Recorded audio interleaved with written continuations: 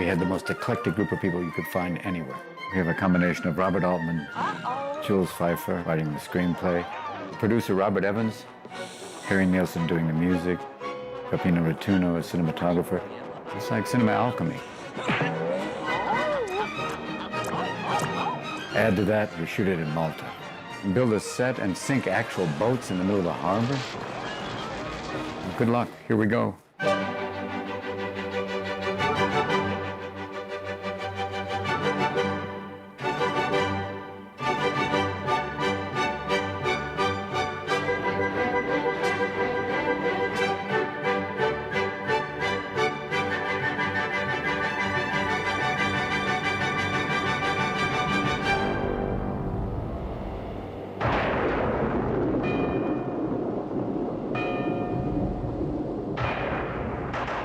I was asked if I was interested. I think a few people turned it down.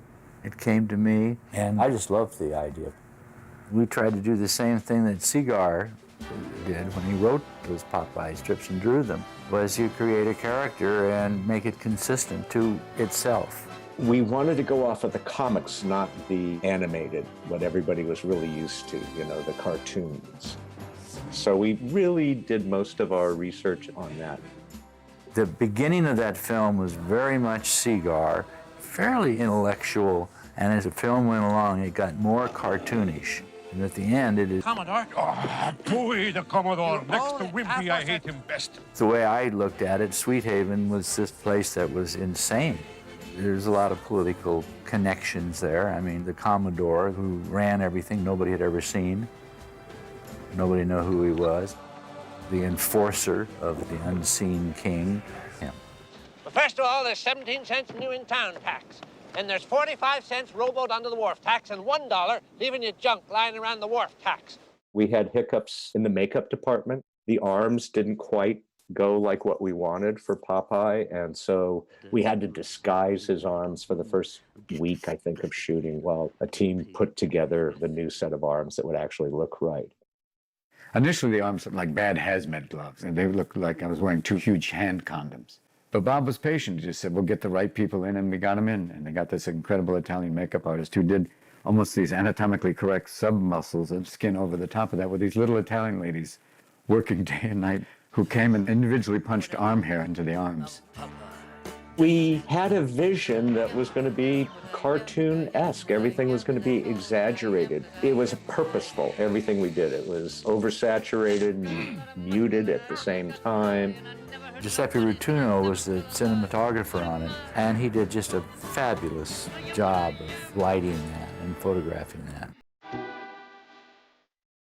You know, I have to say, I love that music, and Shelley, her little thing with He Needs Me, that's a standalone classic.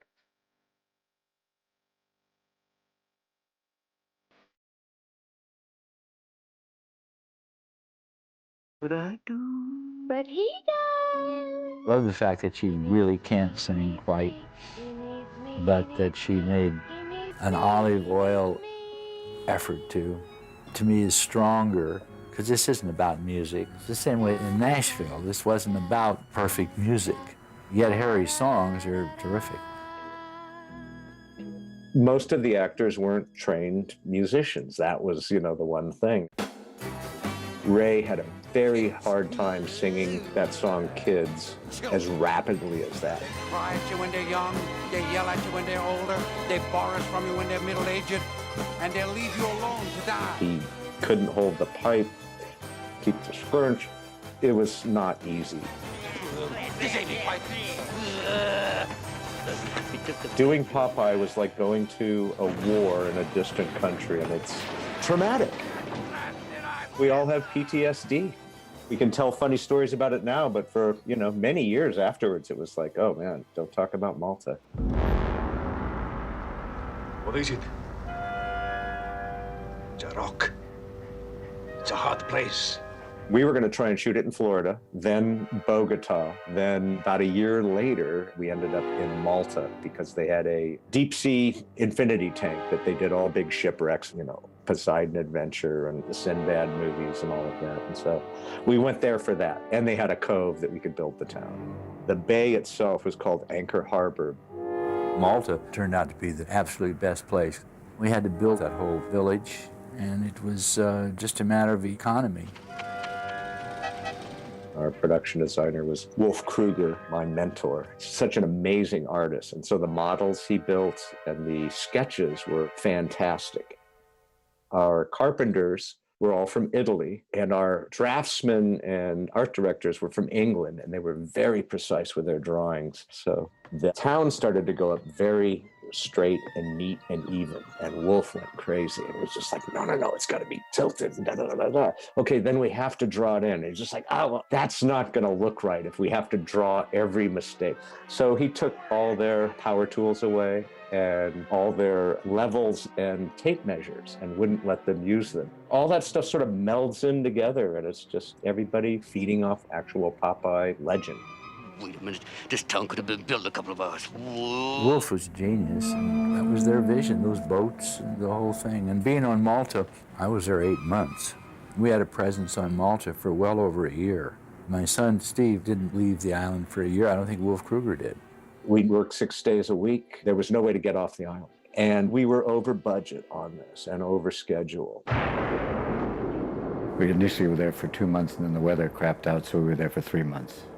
We shot it in this beautiful Mediterranean light, and then the weather it got so bad, even the Maltese go, it's never been this bad in 40 years. So every day we'd all gather in, wait to see if the weather would clear, and it didn't.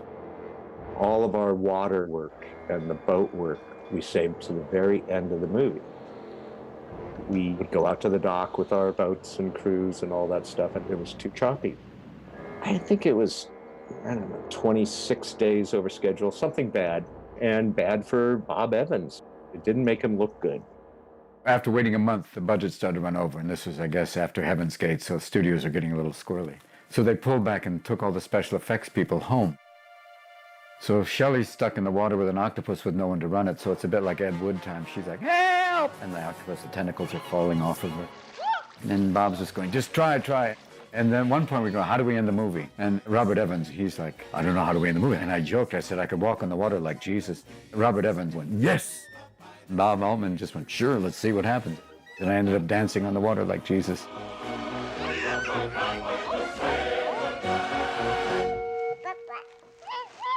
Lights out! By the time we left, the church had burned down. The buildings where we would store our props for the boats, like buoys and rope and that kind of thing, got infested with rats. They asked, how long do you think it will stand? And we said, well, 3 to 4 months, maybe 6 tops. What is it now? 40 years it's been there? That Popeye village still exists. If you go to Malta, you go pay $2. It's like an amusement park, and they sell hamburgers.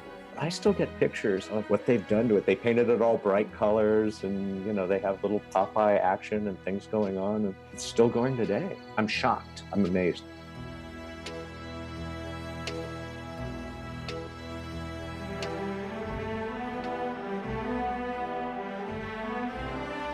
And the opening premiere, they had it at Grumman's Chinese Theater, and the movie played okay.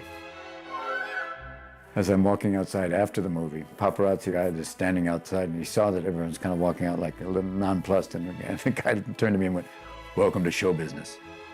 So that was my introduction after that premiere of like, this is going to be my big breakthrough role. Not really.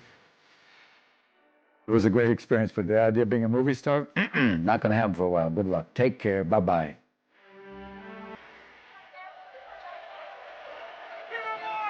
The picture was not a success in terms of Paramount and Disney. They combined on that. What they wanted it to be, I think as a film, people never really got it. I don't know, the audience had only seen, in terms of comic strip translations, they'd only seen Superman at that time. That got a teenage audience. Popeye either got a real young audience or an adult audience. Everything was big about that back then, the massive budget that went spiraling out of control. $20 million, my God. And it was set for 18, I think. There's a lot of, total bomb, didn't make a penny, although, I don't know, 60 million at the box office. That doesn't sound bad for a $20 million film. There's more copies of Popeye floating around on tape, and people take their children and shove them into a room with the television set, and they put Popeye on. And that's been its longevity. It's America's babysitter.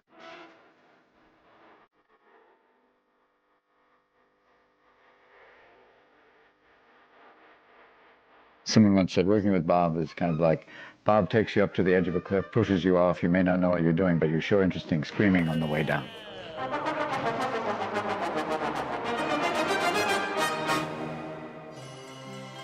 It was tough, but really, I'm glad I worked with him. He was really an extraordinary man. Sleep, sleep, sleepy. Now tell me what you sees. And someday when you're older, I'll tell you all about me. Love from you. It's by their outline. Eat that spinach, you brat. Whoa! You eat that spinach. I don't think the film would have been made without Robin Williams. I'm trying to think if there was ever another name that even came up. When it was first written, Jules, I kind of think had Dustin Hoffman in mind. But when I got to it, I'm sure it was Robin Williams all the way. I went right out to California and had a meeting with him because I didn't know much about him. But nobody did. He was Mork. I am what I am, wherever I go. I came from the sea. Believe it or not. We had a rehearsal period of, I think, a couple of weeks just working on the dance numbers. Not only did I have to be like a boxer, I also had to be a tap dancer and a gymnast. So they hired this guy, Lou Ganopoulos, to teach me how to tap dance and do gymnastics on the streets of Malta. Robin Williams, what a wonderful guy. I actually, I liked him so much.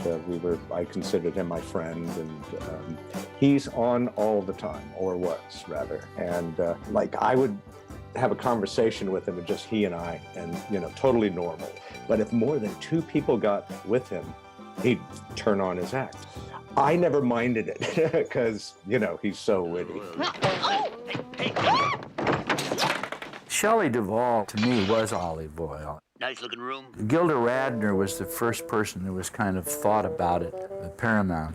And I met with Gilda, and she would have been good. But to me, Shelley was Olive Oyl. I mean, she just had all of those qualities. Why would they manufacture deliberate ugliness unless they wanted me to look ugly?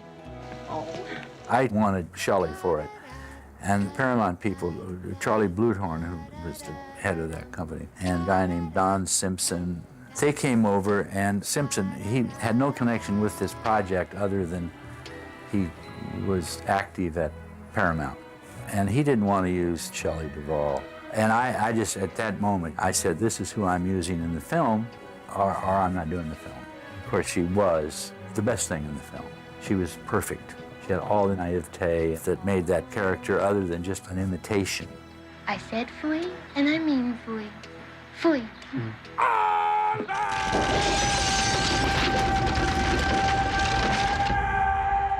Paul, he came out of those Italian westerns, and he was just a big, big guy.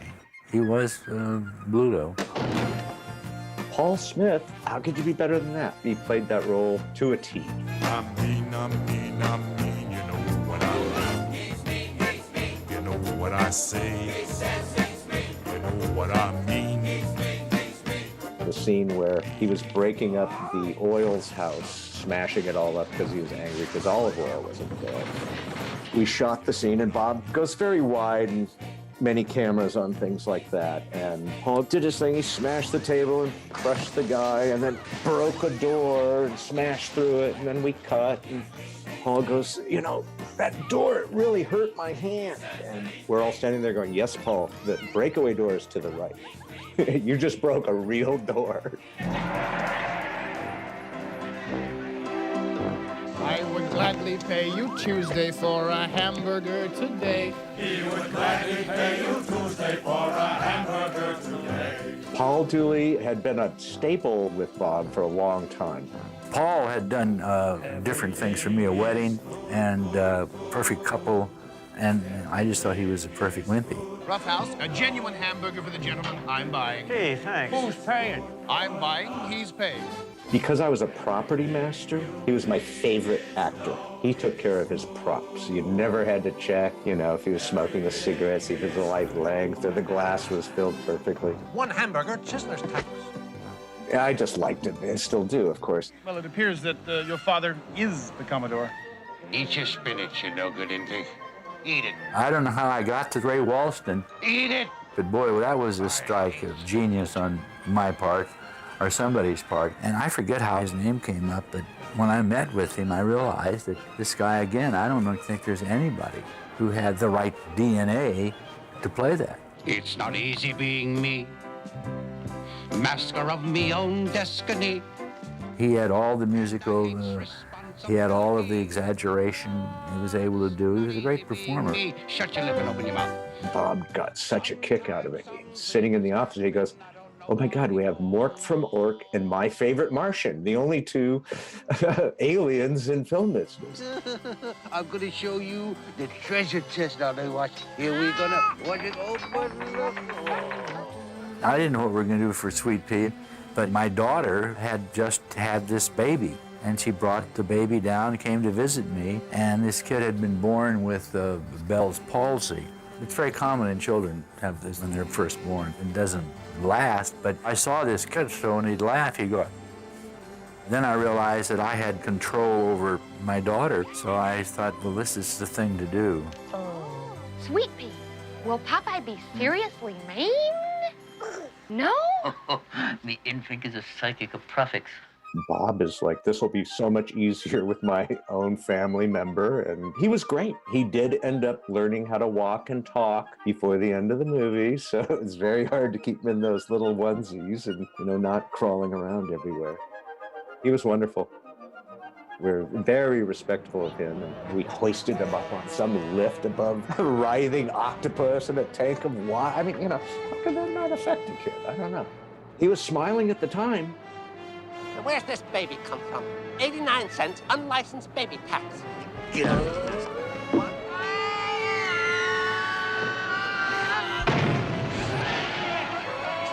There were no extras in this film. Most of those people who made up the town of Sweet Haven were performers. They were circus clowns. These are all specialists.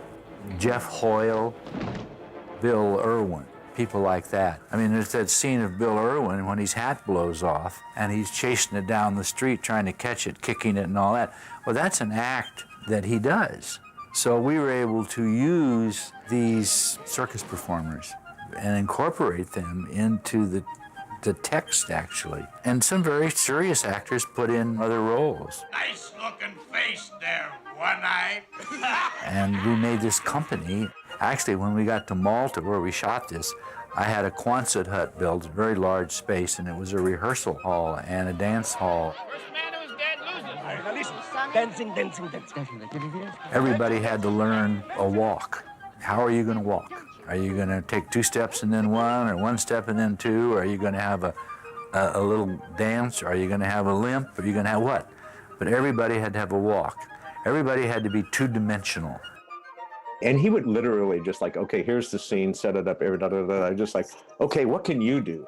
Oh, well, I can make myself scrunch down into a little ball, Bill Irwin. Oh, okay, well, we'll have Bluto come over and squish you down. Whether they were a juggler or a comedian or a circus performer, everybody was so physical. It was really cool. This is a smorgasbord of violence. With Bob, I think he just wanted you to try anything. Excellent idea, Miss Oyl. I would suggest you Try not not promoting all of fish. her engagement, Wish I had a Mr. plate, though. Wimpy. The whole thing about him improvising multiple soundtracks, multiple microphones, and just getting this kind of mix of like life. I could have made a fortune in fish futures, but I have to dip into capital. Fish future smell. It's going to be chaos, but in a weird way, ordered chaos. He loved actors and he loved musicians, and I think that really shines. That's why I said improvise. Let's see what we can find. Even when we're doing this weird musical. Okay.